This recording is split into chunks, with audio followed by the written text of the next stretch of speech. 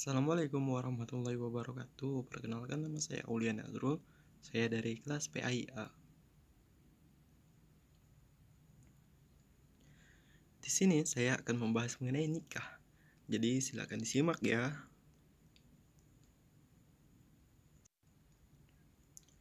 Berdasarkan Al-Quran dan hadis, pernikahan berasal dari kata an-nikah dan ajwaj yang memiliki arti melalui, menginjak, berjalan di atas, menaiki, dan bersegama atau bersetubuh.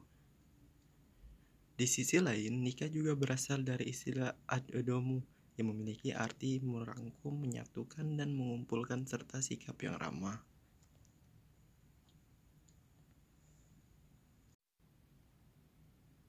Selanjutnya, dasar hukum nikah. Dasar hukum pernikahan berdasarkan Al-Quran dan hadis adalah sebagai berikut.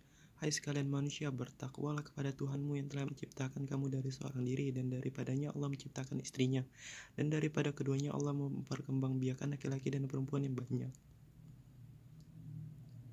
Dan bertakwalah kepada Allah yang dengan mempergunakan namanya kamu saling meminta satu sama lain, dan peliharalah hubungan silaturahmi. Sesungguhnya Allah selalu menjaga dan mengawasimu. Quran Surah An-Nisa ayat pertama. Hukum nikah. Dalam agama Islam, pernikahan memiliki hukum yang disesuaikan dengan kondisi atau situasi orang yang akan menikah. Berikut hukum pernikahan menurut Islam.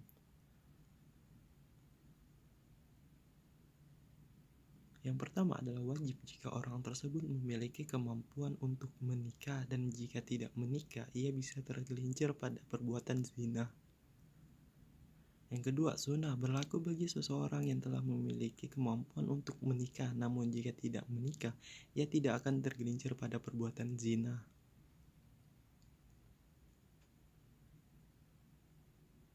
Yang ketiga, makruh jika memiliki kemampuan untuk menikah dan mampu menahan diri dari zina tapi tidak memiliki keinginan yang kuat untuk menikah, ditakutkan akan menimbulkan mudarat atau salah satunya menelantarkan istri dan anaknya. Yang keempat, mubah jika seseorang hanya menikah meskipun ia memiliki kemampuan untuk menikah dan mampu untuk menghindarkan diri dari zina, ia hanya menikah untuk kesenangan semata. Yang kelima, haram jika seseorang tidak memiliki kemampuan untuk menikah dan dikhawatirkan jika menikah ia akan melantarkan istri atau tidak dapat memenuhi kewajiban suami terhadap istri, dan sebaliknya. Pernikahan juga haram hukumnya apabila menikahi mahram atau pernikahan saudara.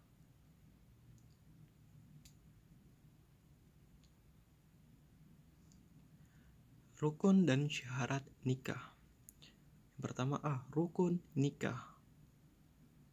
Rukun pernikahan adalah suatu yang harus ada dalam pelaksanaan pernikahan, mencakup yang pertama, calon mempelai laki-laki dan perempuan. Yang kedua, wali dan pihak mempelai perempuan. Yang ketiga, 2 orang saksi. Yang keempat, ijab kabul yang diucapkan oleh wali pihak perempuan dan dijawab oleh calon mempelai laki-laki.